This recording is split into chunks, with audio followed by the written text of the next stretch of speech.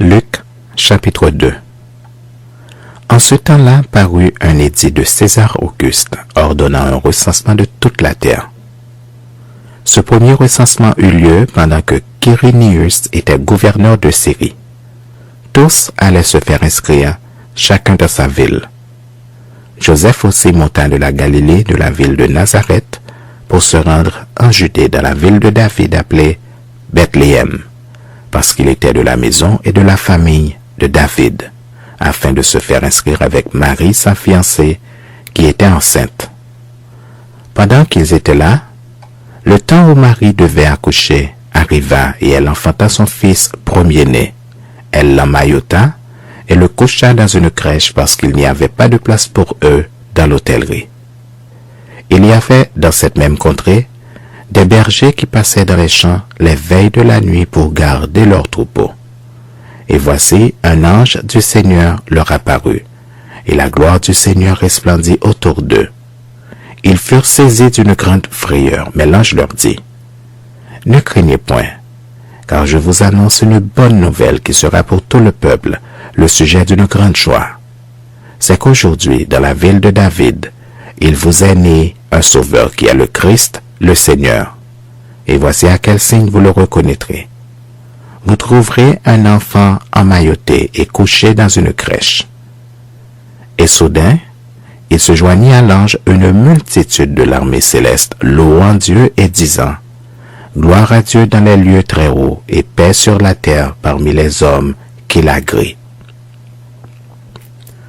Lorsque les anges les eurent quittés pour retourner au ciel, les bergers se dirent les uns aux autres, « Allons jusqu'à Bethléem, et voyons ce qui est arrivé, ce que le Seigneur nous a fait connaître. » Ils y allèrent en hâte, et ils trouvèrent Marie et Joseph et le petit enfant couchés dans la crèche.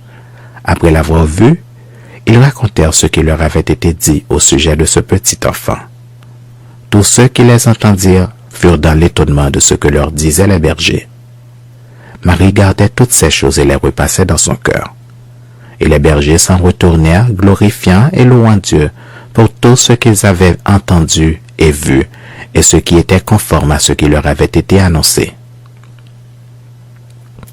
Le 8e jour, auquel l'enfant devait être circoncis étant arrivé, on lui donna le nom de Jésus, nom qu'avait indiqué l'ange avant qu'il fût conçu dans le sein de sa mère. Et quand les jours de leur purification furent accomplis selon la loi de Moïse, Joseph et Marie le portèrent à Jérusalem pour le présenter au Seigneur, suivant ce qui est écrit dans la loi du Seigneur. Tout mâle premier-né sera consacré au Seigneur. Et pour offrir un sacrifice, 2 tourterelles ou 2 jeunes pigeons, comme cela est prescrit dans la loi du Seigneur. Et voici, il y avait à Jérusalem un homme appelé Siméon. Cet homme était juste et pieux. Il attendait la consolation d'Israël et l'Esprit Saint était sur lui. Il avait été divinement averti par le Saint-Esprit qu'il ne mourrait point avant d'avoir vu le Christ du Seigneur. Il vint au temple, poussé par l'Esprit, et comme les parents apportaient le petit enfant Jésus pour accomplir à son égard ce qu'ordonnait la loi, il le reçut dans ses bras, bénit Dieu et dit, « Maintenant, Seigneur, tu laisses ton serviteur s'en aller en paix selon ta parole, car mes yeux ont vu ton salut, salut que tu as préparé devant tous les peuples, lumière pour éclairer les nations et gloire d'Israël, ton peuple. » Son père et sa mère étaient dans l'admiration des choses qu'on disait de lui. Siméon les bénit et dit à Marie, sa mère, « Voici cet enfant est destiné à amener la chute et le relèvement de plusieurs en Israël, et à devenir un signe qui provoquera la contradiction. Et à toi-même une épée te transpercera l'âme, afin que les pensées de beaucoup de cœurs soient dévoilées. » Il y avait aussi une prophétesse, Anne, fille de Phanuel de la tribu d'Azer. Elle était fort avancée en âge, et elle avait vécu 7 ans avec son mari depuis sa virginité. Restée veuve et âgée de 84 ans, elle ne quittait pas le temple, et elle servait Dieu nuit et jour dans le jeûne et dans la prière. Étant survenue elle aussi à cette même heure, Elle louait Dieu et elle parlait de Jésus à tous ceux qui attendaient la délivrance de Jérusalem. Lorsqu'ils eurent accompli tout ce qu'ordonnait la loi du Seigneur, Joseph et Marie retournèrent en Galilée, à Nazareth, leur ville. Or, l'enfant croissait et se fortifiait. Il était rempli de sagesse et la grâce de Dieu était sur lui. Les parents de Jésus allaient chaque année à Jérusalem à la fête de Pâques. Lorsqu'il fut âgé de 12 ans, ils y montèrent selon la coutume de la fête. Puis, quand les jours furent écoulés et qu'ils s'en retournèrent, l'enfant Jésus resta à Jérusalem. Son père et sa mère ne s'en aperçurent pas. Croyant qu'il était avec leurs compagnons de voyage, ils firent une journée de chemin et le cherchèrent parmi leurs parents et leurs connaissances.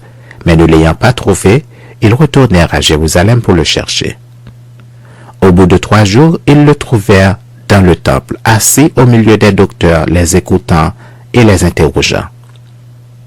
Tous ceux qui l'entendaient étaient frappés de son intelligence et de ses réponses. Quand ses parents le virent, ils furent saisis d'étonnement et sa mère lui dit, « Mon enfant, pourquoi as-tu agi de la sorte avec nous? Voici ton père et moi nous te cherchions avec angoisse. » Il leur dit, « Pourquoi me cherchiez-vous? Ne saviez-vous pas qu'il faut que je m'occupe des affaires de mon père? » Mais ils ne comprirent pas ce qu'il leur disait. Puis, il descendit avec eux pour aller à Nazareth et il leur était soumis. Sa mère gardait toutes ces choses dans son cœur.